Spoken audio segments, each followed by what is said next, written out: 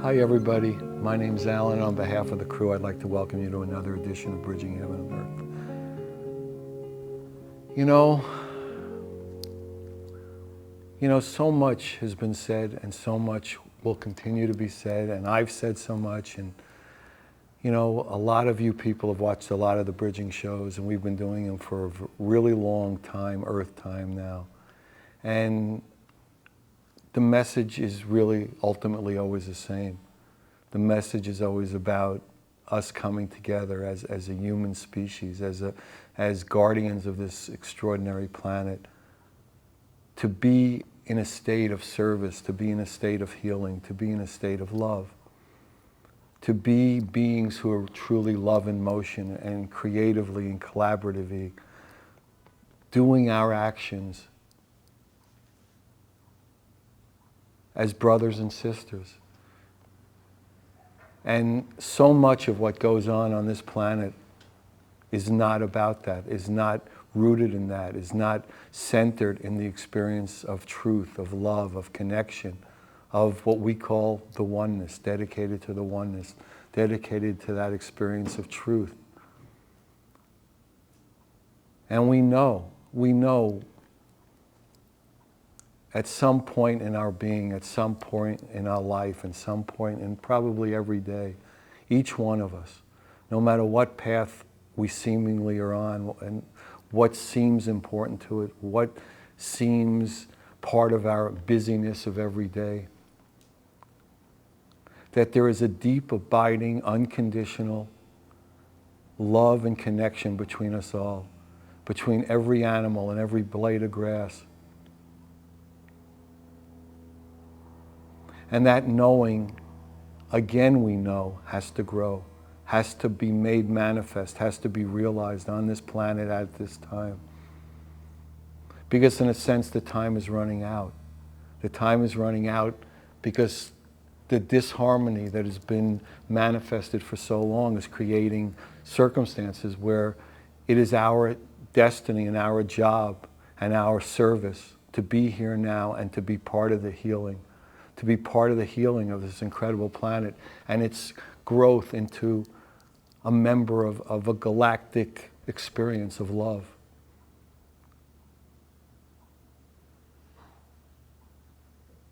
And we know we can do it. Together we can. Apart, look what happens. Without that experience of the love, of the oneness, of the connection, look what happens. Look around. Hopefully when you're watching the show, things are different. I mean, the show will take a while probably for people to be watching it. I won't give you the date, but hopefully when you're watching it, he'll say, what's he talking about? I don't remember that. And maybe it'll be really soon. But we know it can be, and we know it has to be. And we know we can't wait. So when I was riding over here, I was just, our vans were full of equipment, and I was just driving over here, and I was thinking, it's a time almost of rededication, of recommitment, that whatever grace and effort and experience we've had before, to recommit, to rededicate, to be in service, to be in connection, to treat others as we want to be treated, to do the simple things of love in whatever way we connect to that inner knowing, that within inside of truth, that God within, to rededicate ourselves to coming into that experience more and more, to heal our hearts, to heal this planet, to heal the rupture between all of us. And we can do it. Together we can. So again, we have a guest tonight whose life is dedicated to healing, to service, to bringing a gift, a connection that she has been allowed to have in this life to the world, to heal each part, each cell, each DNA rupture, each DNA disconnection. And doing it joyously and lovingly and committedly and dedicatedly. And we're extraordinarily lucky to have her here.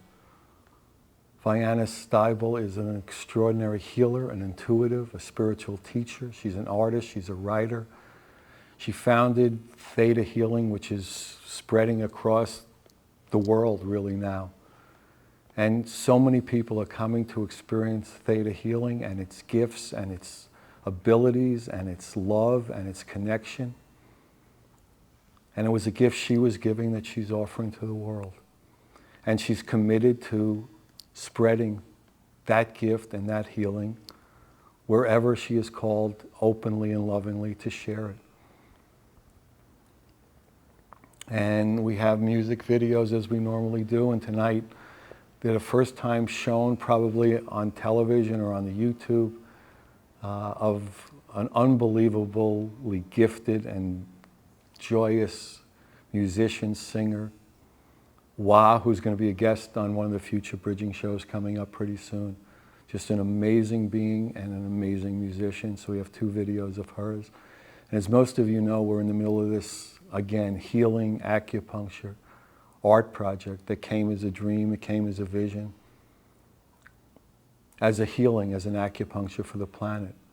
That we would offer the opportunity of this means of distributing energy and love, that to offer the opportunity for people, anybody, any age, any skill level, any country, any format, any size, to produce a new original piece based on the theme Bridging Heaven and Earth.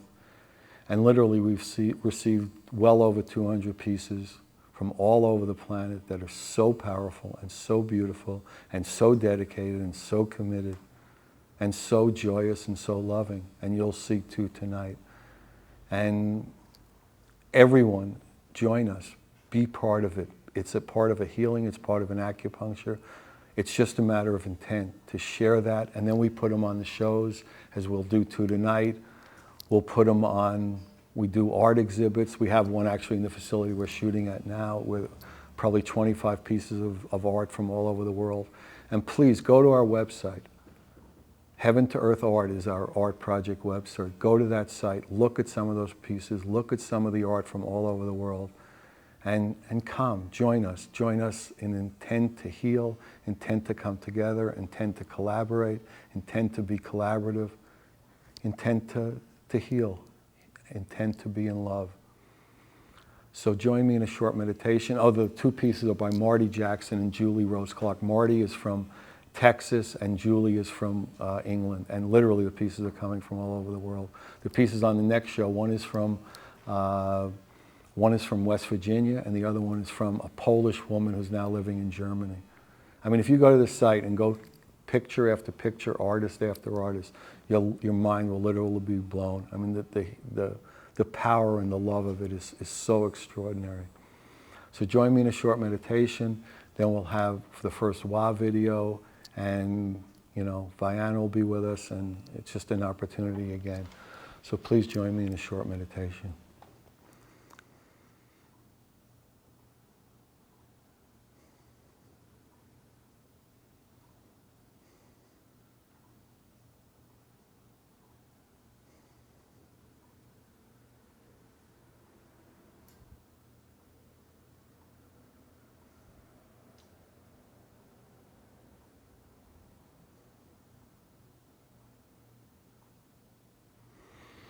Thank you. So the first WA video is, it was filmed at the Omega Institute, that extraordinary workshop institute, healing institute in New York State. It was made available to us by the Omega Institute, thanks to them, and John Bashar, who's the MediaWorks manager at the Omega Institute. And let me read to you, this is the first painting you're probably seeing now by Marty Jackson. It's called Bridging Heaven and Earth. It's an oil-on canvas, and Marty is from the Woodlands, Texas. And this is Marty talking about the piece, Bridging Heaven and Earth. Heaven lives within the sacred heart of all of us. When we open that sacred chamber and allow the divine essence of our being to pour forth, we are then acknowledging the oneness of all things and our unique part in that oneness. That is when we truly bridge the illusion of separation and bring heaven and earth into wholeness. So that's Marty Jackson. Okay, so enjoy the WA video and come back, and there'll be beautiful things here. Enjoy.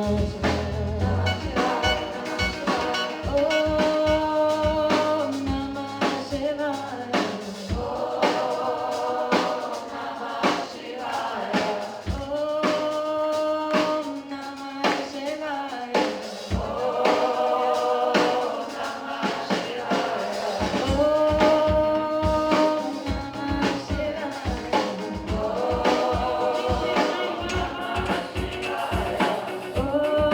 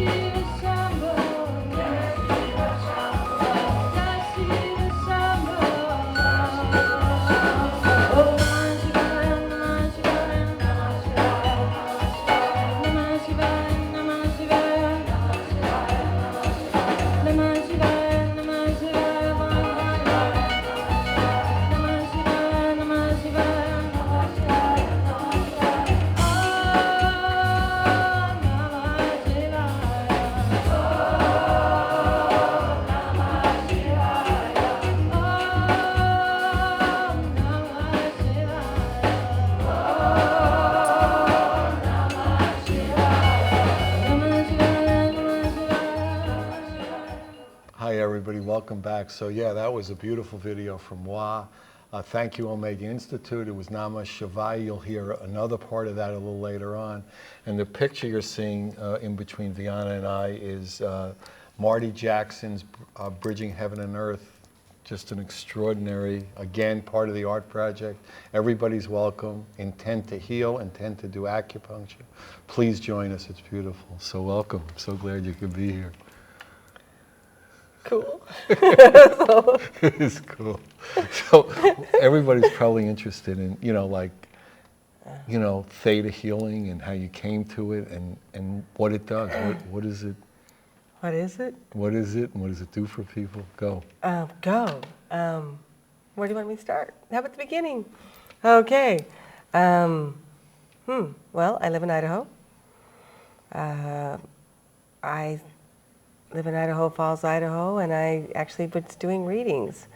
And I've been psychic all my life, so that's what I did. I did readings for people, and I did nutritional counseling, and I did naturopathic medicine, and I was taking care of my little family, and I started having problems with my leg. Actually, I had problems with my leg at first. So if you go back a few steps, I ended up divorced. I went and trained to be a nuclear security guard at the nuclear security site because I was an artist, and that was the only job that paid a decent wage, and I could actually paint and have 4 days off and work for 3 days. Sounded good to me, but I wasn't really cut out for that kind of stuff. And I started having problems with my legs, so I started studying naturopathic medicine. And when I opened up my shop in Idaho, I had more problems with my leg, and I actually went to several doctors, and at first they told me I had gout in my knee. I don't know if you know anything about gout, but you don't get it in your knee. You don't usually get it if you're a woman, so I started doing different diet stuff to get better, but I wasn't getting better. Eventually it got really bad, but as it was getting bad, my readings were getting really good. And I could tell people what was wrong with them in their body, and I could see their angels, and I could see their future, and I was doing really good at that, but I was getting sicker. And so eventually I ended up with a doctor, a really pretty good old doctor in one of these little emergency facilities. He actually took time to look at me because I'd gone to other doctors because I'd had problems with my heart, my kidneys, like everything was falling apart on me. And good old doctor looked at my leg and told me I had cancer. Looked at my femur and told me that I needed to go to a specialist, and I went to the specialist, and he told me that he'd only seen 2 cancers like mine in the entire time he was a doctor, and sometimes amputation helped. So. And the other option was dead, right? Oh yeah, Right. yeah. So Well, you knew these were two not so good. Actually, it was. If you cut off your leg, it can give you like 3 more months, but that's all it's going to do. Oh, so that was. Wow. Yeah. So that was like a semi-wake-up call Yeah. for you. But when I was doing readings, I just would always go up and ask God, and creator of all that is, this energy, for my answers. I would always get answers. And I went up and asked if I had bone cancer, and I kept getting no. And I got that I had mercury poisoning and that I needed to get the mercury out of my body. From like the teeth and all that? I think so, and I asked God why he was taking my life, and I was here with or without a leg, so I knew I had to fix it. So I did everything. I did cleanses, I did a Scientology cleanse. I'm not a Scientologist, but I did their cleanse. I did a Stanley Burroughs lemon cleanse. I did a lot of cleanses. You're one of the cleanest people on the planet with this thing happening. Yeah. Okay, go ahead. They went in and did a biopsy on my bone and found out that I didn't have bone cancer, but I had lymph cancer. And at the time, I didn't have any insurance, and I was poor. And at the biopsy, it actually ended up shrinking my leg. So after about 6 weeks, my leg had shrunk, and I was in pretty bad pain all the time. And my aunt comes up to see me. We in Idaho, I don't know if it's like that anywhere else in the world, but sometimes healers don't always get along together. Sometimes they like fight with each other, like one's better than another, or I don't know. Very I mean, weird. there's a little ego going on the yeah, planet. Yeah. Lo and behold, So, what a surprise. No, so it before that, happens quite it's often. true. Right. So before that, I asked what I could do to bring people together, and God told me to feed them. So I used to have potlucks and feed all these people. So we put together this potluck because I really thought I was going to die because I'd worked on myself, I'd done all these cleanses, I was feeling some better, but I was still really sick, and I didn't want to die. Actually, I really didn't care. If you want to know the truth, I was so sick, I didn't really care if I lived. Yeah, You know? being alive wasn't so great No, at that time. Right. But I had 3 little kids, and their father, my first husband, is a paraplegic. He's paralyzed, and I didn't think he could take care of him, and so I wanted to make sure I could take care of my kids. So I was kind of in this dilemma, and so I called this great big potluck together, so I could actually be with my friends for a little while. And my aunt came, and she just showed up out of nowhere from Washington, and we were up in the mountains, and she pitched a tent, and she got sick. She got a bad stomach ache, and she got sick. And I remember thinking, that's not fair. You know, Yeah, I'm it's the one supposed to be my time. I know, I'm the one dying, and Right. she's like sick. You know, and I mean that doesn't You sound really believe the way enlightening. things go well. No, it's an amazing thing. But yeah, And, go on. I went in and looked inside of her, like I do readings. I could see what's wrong with her, and I could see that she had kind of an equal eye. And so I just told it to go away, and it did, just like that. And all of a sudden, she was better. And so then I was like, well, that was cool. So I thought about what I did, and I didn't do anything different except do what I did to give a reading. So I thought about it and thought about it. The next day I went to work because it was like a Sunday, and I went to work the next day. And this man came in with this pain in his back, and I thought, oh, you know, my aunt healed. So I did the same thing again and told his back to get better, and it was better. And I experimented on another person before I experimented on myself. Right. Let me try this. Right. And so then I thought, well, it can't be that easy, you know? I've been so sick, and yeah, but it was really quite a long time of being sick. And so then I thought about it, and I was walking to work the next day. My shop was next to a little metaphysical store, and I walked right through the metaphysical store, and I stopped, went up, like the same way I did a reading, and commanded my leg to heal, and it healed instantly. It came back down to normal size. The tumor had swollen my leg really big. It was gone. The pain was completely gone. It was gone. So I called my girlfriend, and I called the man I was married to at the time, which is not my true love now, and I called, all these different people and told them what happened, and we all waited to see if it would get worse or stay healed, and it stayed healed. And then about 3 days after I healed my leg is when they started bringing people to me. They didn't even know I healed my leg. They just started bringing me people. They just brought me this little 4-year-old girl and put her in my arms and said, God told me to bring her to you to heal her. And from that day on, I've done healings on people. And I wasn't sure exactly what we did. I remember telling the grandmother, the great-grandmother of the little girl, that I think it might take 7 times to get her healed, because, I didn't know if it would heal instantly the first time. I don't know if I could give yourself a little space. Right? Don't want to get everybody's expectations up too high. And the little girl had been born with like a heart murmur, and her hips had been she's born with her hips, her legs out of her hip sockets, and she was using these little crutches to walk, and she hadn't gained a pound in like 4 years, and or 2 years, because I think she was 4 at the time. And we started doing healings on her, and 2 days after, we started doing healing, she started passing all these worms, and then on the 4th day, she got up and said, I can walk to my grandma, and she got up and walked to her grandma, and I thought, I found the answer.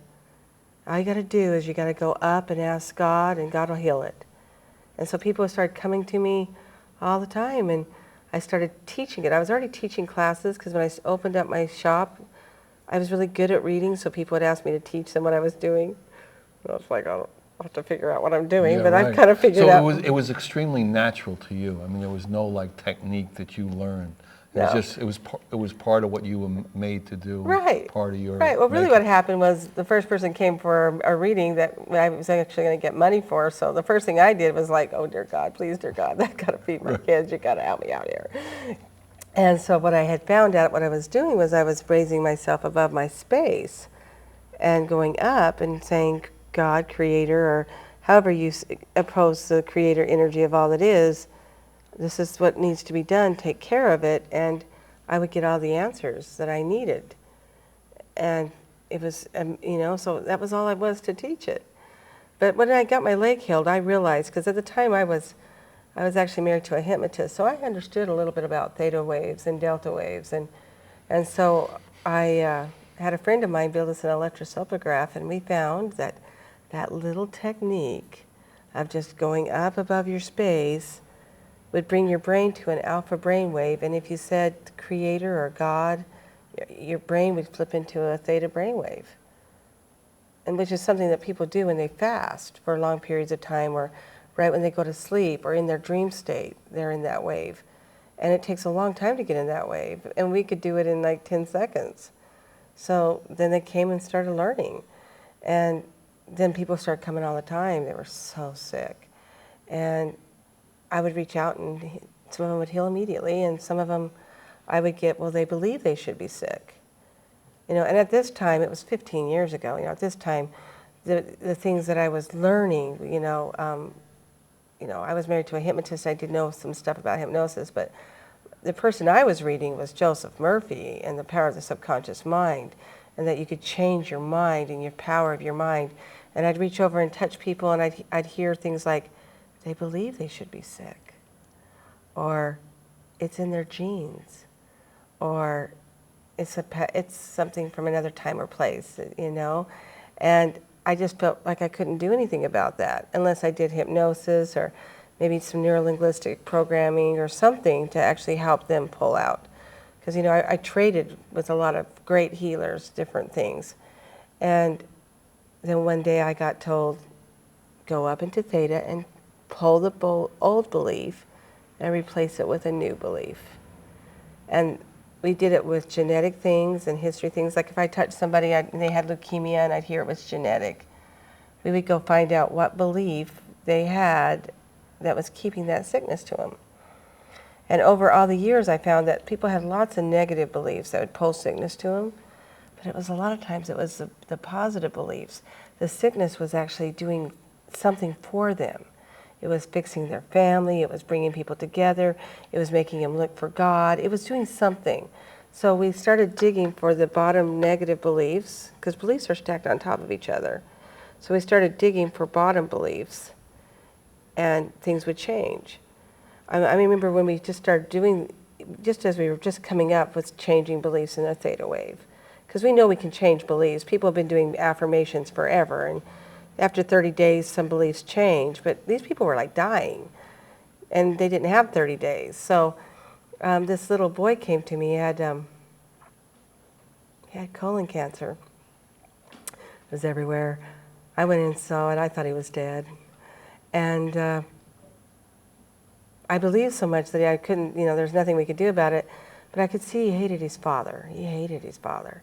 And I said, sweetheart, would you like to forgive your father? And he said yes. I think he was 14, actually.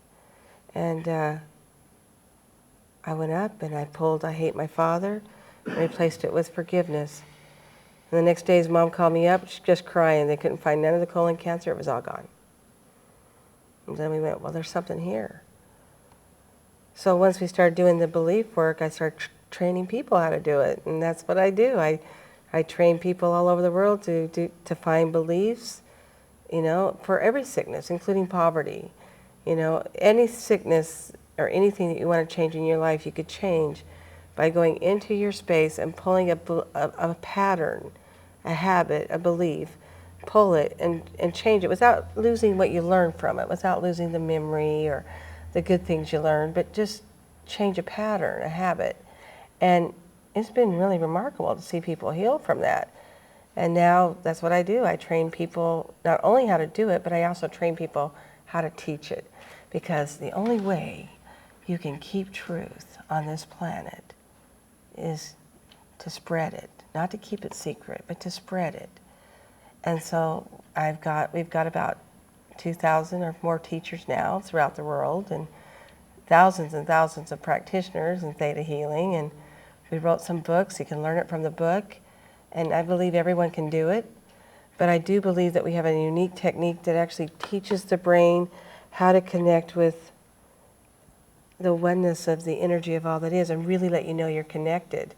Because I've done this for years. I mean, in the year 2000, and I think it was 4, I made Bobby count how many readings I'd done, because I read something that Edgar Casey died after so many readings, and I was like, Yeah, you were kinda getting near that number. I was Uh-oh, getting Bobby, really- get to know. Should we stop now? Is there a limit? It's funny how after all those unlimited experiences you had, I know, mind it's comes so in. Yeah, different. yeah, it's amazing. And so, I had her count them up, and we'd done 37,000 readings, and I haven't counted since then. But You've passed Edgar Casey at least. That number, I don't his know. recorded I number. just know that Bobby went, "You're okay, Mom. You'll be all right." But Right. Well, thank God Bobby was right on it. But we believe that we can connect with the creative energy of all that is, and that we can witness, we can actually watch the Creator heal. But it's something to do with that theta brainwave. Over the years, I figure it's a theta, delta, gamma, theta, delta, gamma wave of some sort. And I haven't found an electrosomnograph that can measure the gamma, but we certainly got one that can measure the theta waves and what part of your brain you're using. So what we'd like to do is get it grafted out so that we can actually prove what part of the brain does healing. Because when you do that, then you can reach everyone. So I teach scientists and doctors and nurses and just plain old good mommies that want to heal their children, as long as they believe that there's an energy that binds us, an energy of all that is, as long as they believe in the creative energy of all that is, that there's a God, then they can do theta healing. But then we've made it a little bit more complicated over the years. We found that people were just going up and connecting to whatever, and we really got them focused to connect to this energy of all that is and be very clear so they don't get weird, because sometimes people get a little... Yeah, when they're out there, they get way out there. You have to reel them back in. You disconnect from the ground, kind of. But, right.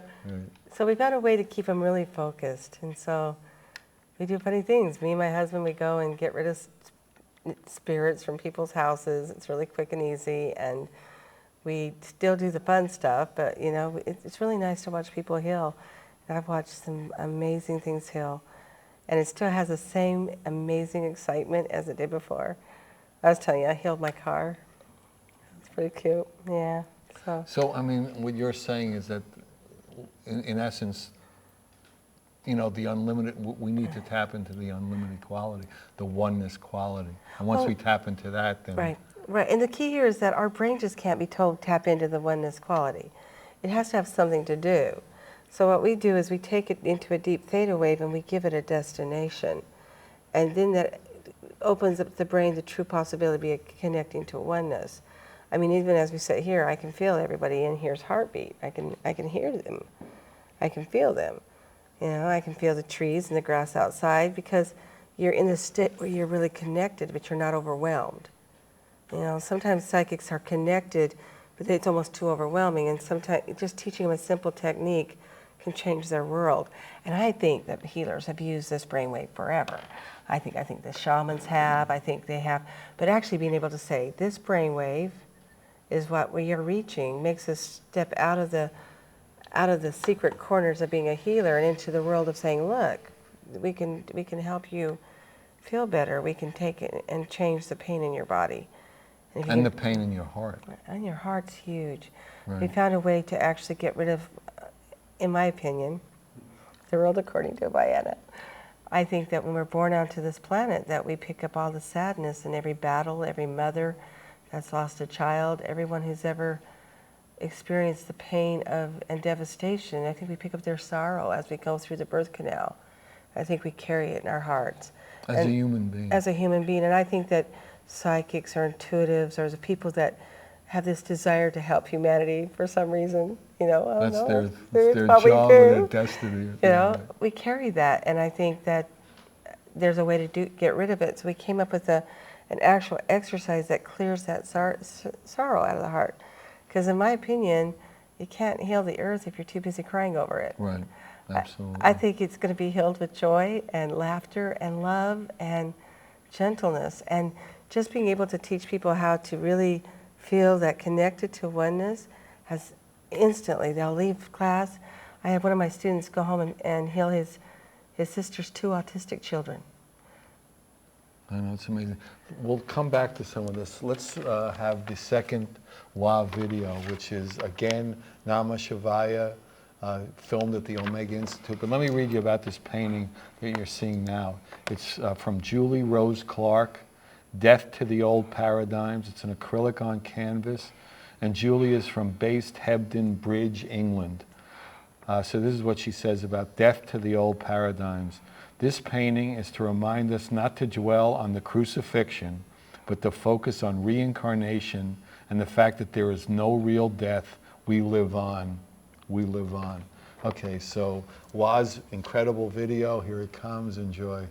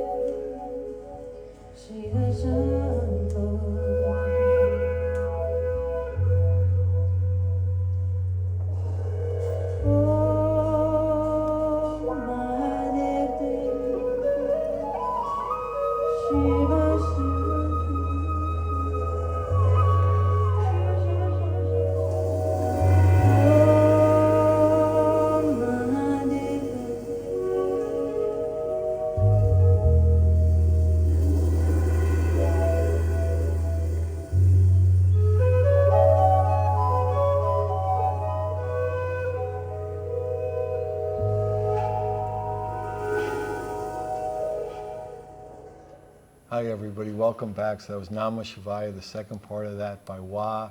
Keep tuning into the bridging shows. Wah will be on one coming up pretty soon for the whole show and do a lot of music. And the picture you're seeing between us now that you saw a little earlier is by Julie Rose Clark, Death to the Old Paradigms. Julie's from England, did 5 pieces. Again, if you want to see her pieces, they're all available to see on the website, Heaven to Earth Art. Just extraordinary love and dedication and power. So we were talking earlier, and we're going to talk about, you were going to give people like a healing, a meditation. So why don't you give a little introduction to that, and then you could do that. Okay. So here I was sick, and I did one thing different, and my body healed instantly. And so hundreds of people actually saw me sick and then saw me well. So this is the meditation, but we have added to it. What we found is that people would just do part of the meditation, but everyone had a different vision of what they should connect with. So we actually wrote a little pathway to where we want people to be when they do this healing technique. And so we're just going to walk you. It's 2 different ways. It takes just a few seconds. Okay, go. So close your eyes. Go. Take a deep breath in. Okay, and I want you to imagine energy coming up through the bottoms of your feet, moving up to the top of your head, and making a beautiful ball of light. Okay, now I want you to see this ball of light that is kind of transparent, that you can see out of it, but what color is that light? It's like golden. Okay, perfect. Now I want you to imagine going up past the universe, past all the bright white light, or past all the universe, as if you were going through all of outer space. You can see all the constellations, you can see everything, but you're going up past the entire universe. And now the first thing that's going to happen is you're going to see all these bright lights. And you're going to see them. They're bright, and then all of a sudden there'll be like a kind of a dark energy, and then a bright light, and a bright light, and a bright light. And now I want you to imagine that after you go through all those bright lights, there's this gold light. I want you to imagine going through it. You can come back here later, but I want you to go through it. And I want you to imagine going into something that feels like thick water, or maybe jelly or jello or something. But it's thick water. It's all these different colors. You may see some different shapes, geometrical shapes, but you're going through it. And this would be referred to once as the void, but you're going to keep going through this. And as you go through it, it's going to come out on the top into this sparkly white light. It sparkles like snow, has a teeny bit of blue and pink in it every once in a while, but it sparkles. Can you feel it? Mm-hmm. Okay, now I want you to see that that ball of light that you were in disappears, and all you are is a sparkly white light. Okay, and I want you to feel it going through every part of your body. Okay, and this is the energy that we would call the energy of all that is. Everything has shifted into this energy. And it's from this place that you make your request. Creator energy of all that is, or however you refer to the creative energy. It is commanded that I see my own body now, or I have a healing on my body now, or I have a healing on whoever you're working for. Thank you, it is done. And now all of a sudden you're going to be into that other person's space that you're working on, if you were, and you'd actually see their whole energy in their body start to shift into the sparkly white light, and you would see anything that was wrong with them actually being healed.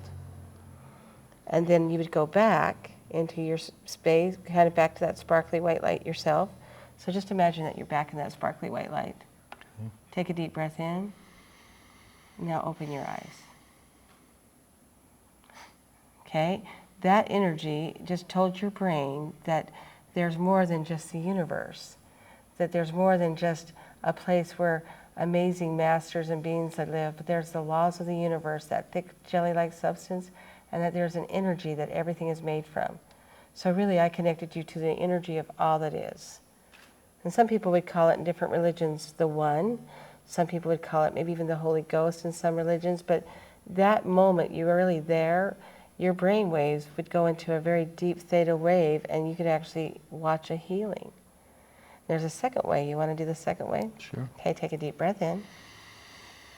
Now I want you just to feel your feet, your toes, your fingers, your eyebrows, everything, and your whole body.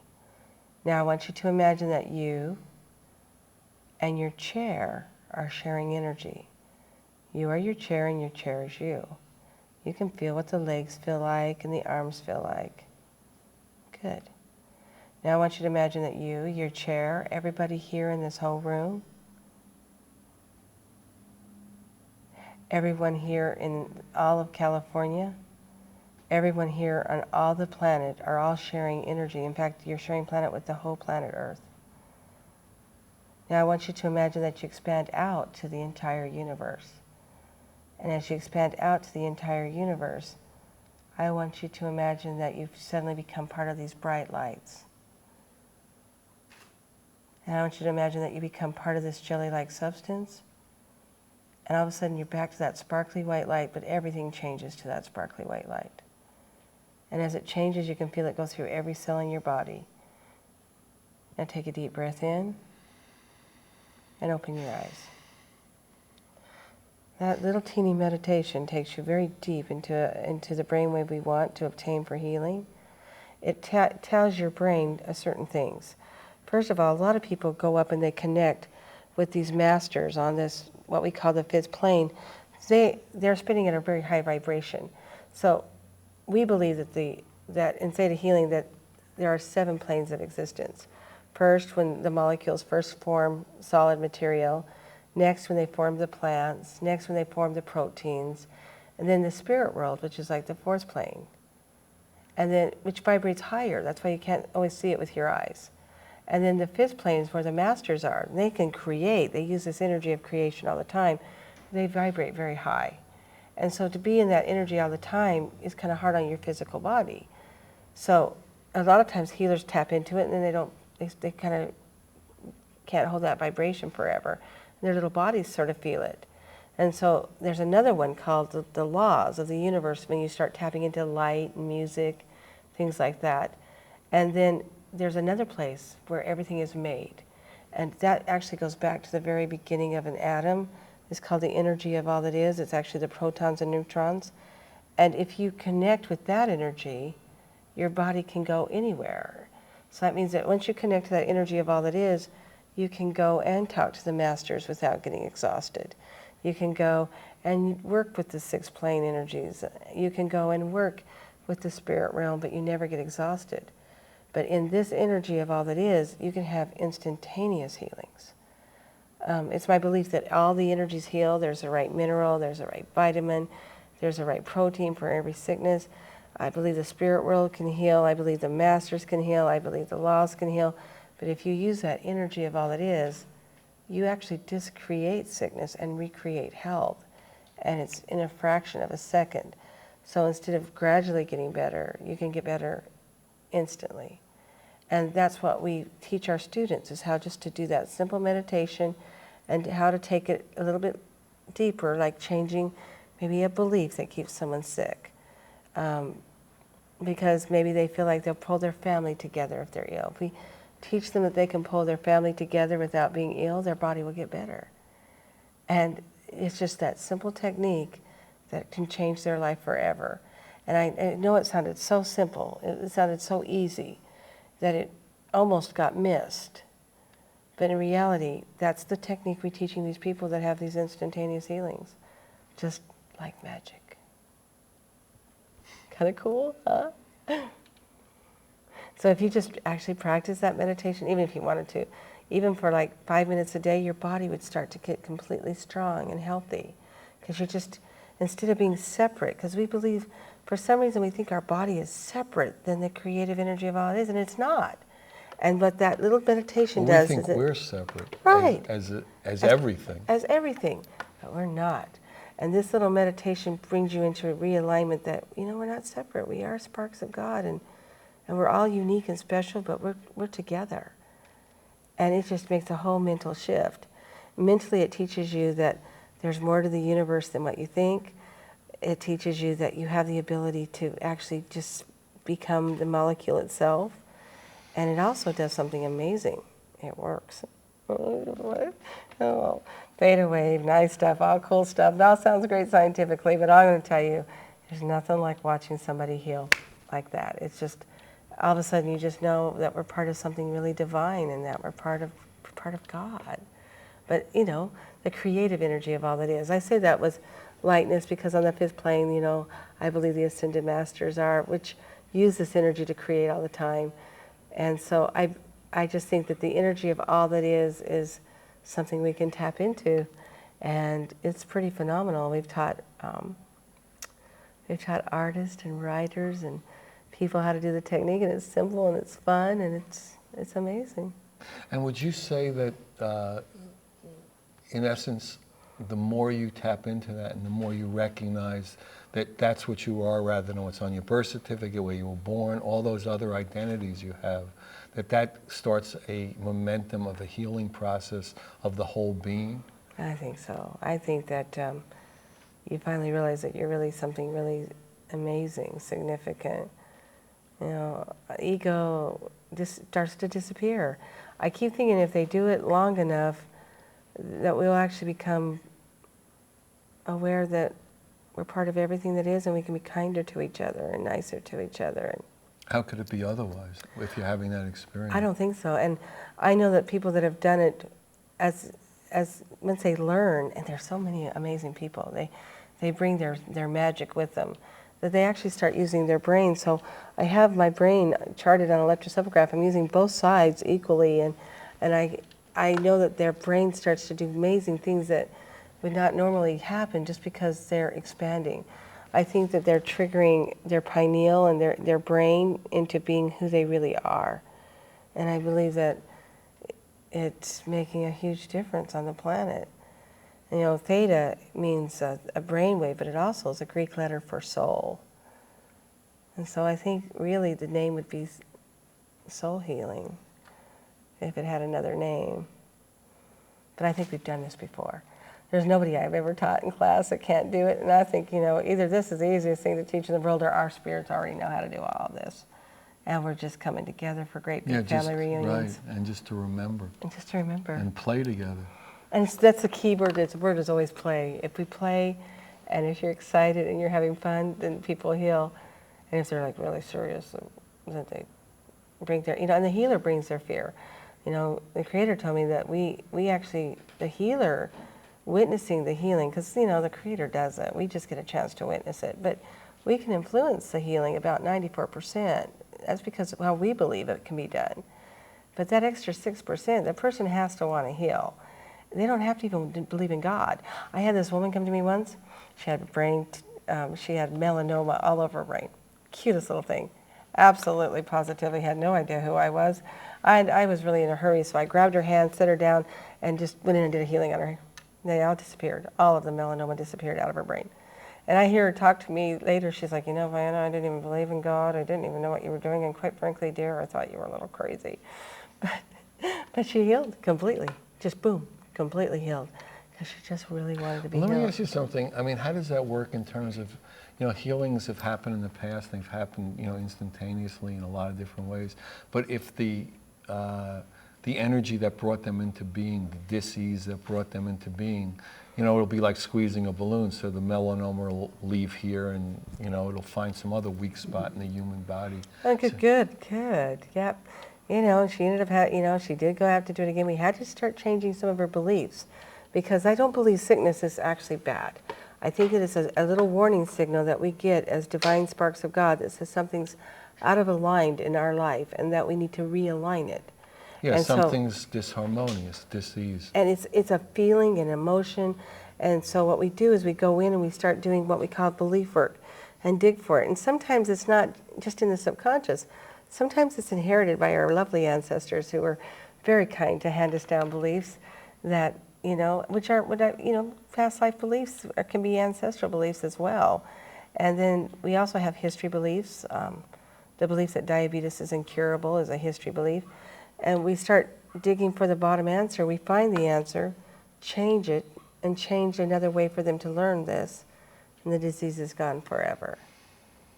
So, in the end, it's actually. And do their lives have to change in their activities? Oh, or yeah. does it, Yeah, they do, and they start to change. But really and truly, Theta Healing is about working on people, and I think that's a way to get their attention. I think the sickness is a way to get people's attention. But really and truly, the teachers I've taught, they start clearing their beliefs. And the more beliefs we clear, the clearer answers we get from the divine. And the clearer answers we get, the more things that we have miraculous come into our life. You know, like I told you, I healed my car. It was crashed, and it actually healed instantly. And I think it brings us back into our true divine nature if we just keep cleaning up our beliefs.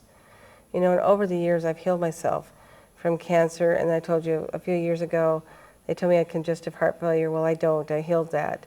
And about a year and a half ago, I went into a coma in Rome, just working. I got meningitis, exhausted, working. I know I had to heal those things for me to be where I am now, but I don't believe I had to do it the hard way, but I did. I know my body's resilient, and it always heals. And I think changing beliefs has made my body resilient.